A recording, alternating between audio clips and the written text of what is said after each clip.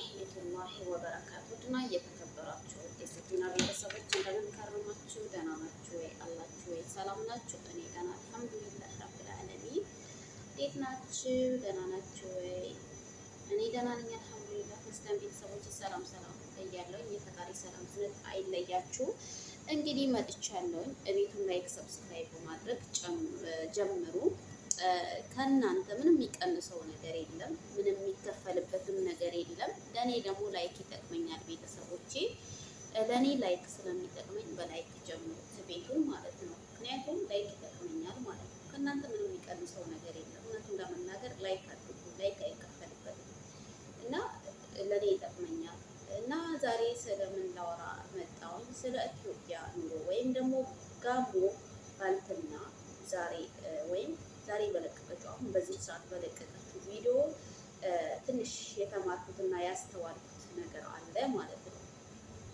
ምንድን ነው ብትሉ እሱም አንዳንድ ጊዜ ሳናስበው ወይም ብዙ ሳናስተውል ወይም ደግሞ ዝም ብለን ሮጠን የምንገባቸው ስራዎች አሉ። እንግዲህ ጋሞ እንደተናገረችው ባልትናዋን ለቃ ወደ ቀን ስራ እንደምትሄድና እንደምትሰራ ነው የነገረችን። ቪዲዮዋን ላስገባላችሁ ይችላል። አስፈላጊ ከሆነ በቪዲዮ መሰረት እመጣለሁ። ግን ለአሁን ቪዲዮ አላስኩትም አለ።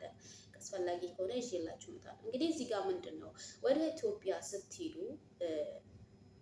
ዝም ብላችሁ ያላመናችሁበትን ስራ የማይሆናችሁን ስራ ወይም ደግሞ ጊዜያችሁንና ጉልበታችሁንና እስከሚለውጣችሁ ድረስ እንደሚለውጣችሁ ሳታውቁ እስከ ጥግ መራመድ እንዳለባችሁ ሳታውቁ ዝም ብላችሁ ያልሆነ ስራ አትፍጠሩ። ቅድሚያ የትኛውም ስራ ከመስራታችሁ በፊት አጥኑ። የትኛውም ስራ ከመክፈታችሁ በፊት አጥኑ፣ ወይም ደግሞ ተቀጥራችሁ ስሩ። ያንን ስራ ከመስራታችሁ በፊት ወይም ደግሞ ያን ስራ ከሚሰራ ሰው ጋር ወጥታችሁ ግቡ። ስለዚህ ምን ያክል እንደሚያተርፍ ምን ያክል ተጠቃሚ እንደሚሆን ታውቃላችሁ ማለት ነው። እንግዲህ ይሄ ነገር በእኔም የተከሰተ ነገር ነው። በእሷ ብቻ አይደለም፣ በራሴም ተምሬያለሁኝ። የትኛውም ስራ ኢትዮጵያ ገብታችሁ ይሄን ሰርቼ እለወጣለሁ ብላችሁ ሳይሆን መግባት ያለባችሁ ቅድሚያ አጣሩ፣ ቼክ አድርጉ። ለእናንተ ማይሆናችሁ ስራ እንግዲህ እሷ ይሄ ከምትሰራው ስራ ይልቅ የቀን ስራ እንደሚያዋጣ ነው ያወቀችውም የተረዳችው ማለት ነው። ትክክል ናት። ገበያ በየቀን ጥሩ ገበያ ካሌለ በየቀን ደግሞ ዝም ብሎ የመንግስት ግብር የሚቆረጥ ከሆነ በየጊዜው የመንግስት ግብር ከሆነ ገቢ ካሌለ የቤት ኪራይ ከሆነ በጣም ከባድ ነው ማለት ነው። የትኛውም ስራ ስትከፍቱ ቀድማችሁ ቼክ አድርጉ። ይሄ ነው ለእኛ ውድቀት የሚሆነው። ይሄ ነው ቀድመን ሳናጣራ ምንገባው ስራ መልሶ ወደ ስደት የሚሰደድ እና እኔም የሰራሁት ስራ ነው፣ በእኔም የገጠመኝ ነገር ነው ይሄ ነገር ማለት ነው። እና የትኛውም ስራ ከመክፈታችሁ በፊት እባካችሁ ቅድሚያችሁ ቼክ አድርጉ እና የከሌት እየሰራ ነው የከሌ እየሰራ ነው ይሄ ስራ ጥሩ ነው ብላችሁ ሳይሆን ቀድማችሁ ቼክ አድርጉ። ጉልበታችሁን፣ ዋጋችሁን፣ ጊዜያችሁን ከፍላችሁ ከዛ በኋላ ምን ያክል አዋጭነት እንዳለው ምን ያክል ተጠቃሚ እንደምትሆኑ ምን ያክል ሰርታችሁ መለወጥ እንደምትችሉ ስታውቁ ብቻ ያንን ስራ ጀምሩ። ለሀኖ ብራችሁ ከንቶ ነው የሚሆነው። ብራችሁ ብቻ ሳይሆን ጊዜያችሁ ያቃጠላችሁት ጊዜ። አሁን እሷ ከከፈተች ከአመት በላይ ነው። ጋሞ እንደምታውቋት ጋሞ ባልትና በደንብ ትሰራለች። ጎበዝ ናት፣ ጀግና ናት፣ አደንቃታለሁኝ። ማንንም ኮንፊደንስ አላት፣ በራሷ ኮንፊደንስ የምትራመድ ሴት ናት። ግን ደግሞ የትኛውም ስራ ከመክፈታችሁ በፊት ዋጋ ክፈሉ። ዋጋ ክፈሉ ስል በብር ብቻ ሳይሆን በብር አይደለም። የሰው ልጅ ብር ስላለው ብቻ ምንም ማድረግ ይችላል ማለት አይደለም። ቀድማችሁ ጉልበታችሁን፣ ጊዜያችሁን ዋጋ ክፈሉ። ከዛ በኋላ ያ ነገር ምን ያክል አዋጭነት እንዳለው ታውቃላችሁ። የትኛውም ስራ በአሁኑ ሰዓት ዝም ብላችሁ ሮጣችሁ መክፈት ሳይሆን ማጣራት አለባችሁ። በደንብ ማጥናት አለባችሁ። አስፈላጊ ከሆነ መቀጠር አለባችሁ። ብዙን ጊዜ እኛ ሶሻል ሚዲያ ላይ ብዙ የምንሰማቸው ነገሮች አሉ። ግን ደግሞ ብዙን ጊዜ እኛ አንማርም። ችግሩ አንማርም። ሶሻል ሚዲያ ብዙ ነገር ያስተምረናል እና ስለዚህ ቀድመን ቼክ እናድርግ እህቶቼ። ከስደት ተመልሰን ይበቃናል፣ ስደትን አማረን ስደት በቃም ብለን ተመልሰን ወደ ሀገር የተወሰነ ብር ይዘን ስንገባ ብራችን ከንቶ እናስቀራለን። ከዛ በኋላ ለስደት መንስኤ እንሆናለን። ራሳችን ነው እዚህ ጋር ጥፋተኛ የምንሆነው። ያልሆነ ጋር ማባከን፣ ያልሆነ ስራ መክፈት፣ ያልሆነ ነገር ማድረግ፣ ይሄ ነው ችግራችን። ከዛ በኋላ ድጋሚ እንሰዳለን። ከአንድም 3 4 ማለት ነው። ይሄ የኔም ችግር ነው፣ የሁላችንም ችግር ነው። ስለዚህ ችግራችን እንዴት መቅረፍ አለብን? ቅድሚያ ለምንሰራው ስራ ጊዜና ጉልበታችን መስጠት አለብን።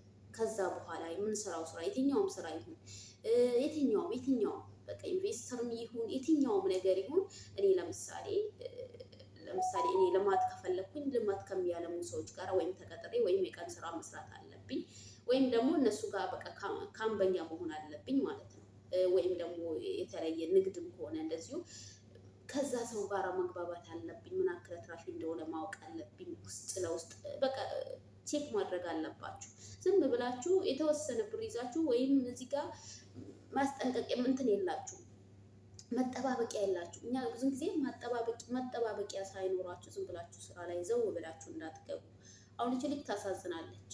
በቀን 600 ብር ነው የሰራሁት አለች። ያቺ 600 ብር እሱም እንጀራ ናት የሸጥኩት አለች። እንደውም በአሁኑ ሰዓት ሱቅ ምናምን ከመክፈት ምግብ ቤት መስራት የተሻለ ነው። ምግብ ቤት በትንሹ አይደለም በትልቁ በትንሹ እንኳን ብትሰሩ ተጠቃሚ ትሆናላችሁ። እህቶቼ ተጠንቀቁ። የትኛውም ስራ ከመክፈታችሁ በፊት ቼክ አድርጉ። በቃ በደንብ ተማሩ። ጊዜያችሁን ጉልበታችሁን ስጡ። ከዛ በኋላ ወደ ገንዘብ ትሄዳላችሁ። ይሄ ገንዘብ መጠባበቂያ ይሁናችሁ። ይቀመጥ፣ አይቀንስም። እንደውም የሚጨምር ነገር ገዝታችሁ ያስቀምጡ። ያንን ስራ ኮርስ እስከምትወስዱ ምን ተጠቃሚ እንደሚያደርጋችሁ ምን ለውጥ ላይ እንደሚጥላችሁ ሳታውቁ ዝም ብላችሁ ዘው ብላችሁ ያልሆነ ስራ ከዛ በኋላ ወደ ስደት። አሁን እቺ ልጅ የቀን ስራ ያውም ግንባታ ማለት ከባድ ነው። ግንበኞች ማለት እንደ ቦለኬቶች፣ እንደ ግርፎች፣ እንደ ብዙ ነገር መስራት አለ። ይሄ ለሴት ልጅ በጣም ከባድ የሆነ ስራ ነው። ሴት ልጅ መውለድ አለ፣ ብዙ ነገር አለ። ለእናንተ ነግራችሁ ሴትን ልጅ ብዙ የሚያስራት ነገር፣ ብዙ ከጉልበቶች የሚቆጥቧት ነገሮች አሉ። ሴት ልጅ ሴትም ናት፣ ወንድ ነው። ወንድ ምንም መገልበጥ ይችላል። ሴት ግን ነገ ቀን ይሄን ስራ መስራት ትችላለች። አትችልም ማለት ሳይሆን ትችላለች፣ ግን ደግሞ ተጽዕኖ ይኖርባታል። ተጽዕኖ አለ። ስለዚህ እባካችሁን እራሳችሁን አደጋ ላይ አትጣሉ። አሁን እቺ ጋሞ በጣም ጎበዝ ጠንካራ የምንላት ሴት ልጅ ናት። በራሴ በኩል አደንቃታለሁ። በቃ ባላት ኢትዮጵያ ላይ ባላት ነገር ተቋቁማ ባላት ነገር የመስራት ብቃት አላት፣ ኮንፊደንስ አላት። ግን ደግሞ ያው አንዳንድ ጊዜ ይከሰታል። ሁሉም አዋቂ ነኝ ማለት ሳይሆን ወይም ሞኝ ነው ማለት ሳይሆን የሰው ልጅ 10 አዋቂ ብትሆኑ 10 ብልጥ ብትሆኑ ይከሰታል። ለአኑ ሳታጠኑ ስለምትገቡ ማንም ሰው ሀገሩ ላይ ሰርቶ መለወጥ ይፈልጋል። ስለዚህ እዚህ ጋር መጠባበቂያ ሳይኖራችሁ የሆነ ስራ እንዳትከፍቱ፣ የሆነ ስራ እንዳታረጉ አደራችሁን። ይሄ ለሁላችንም ትምህርት ነው። ለእኔም ለሁላችንም በእኔ የደረሰ ነገር ነው። በጋሙ ደግሞ ዛሬ ተደገመ።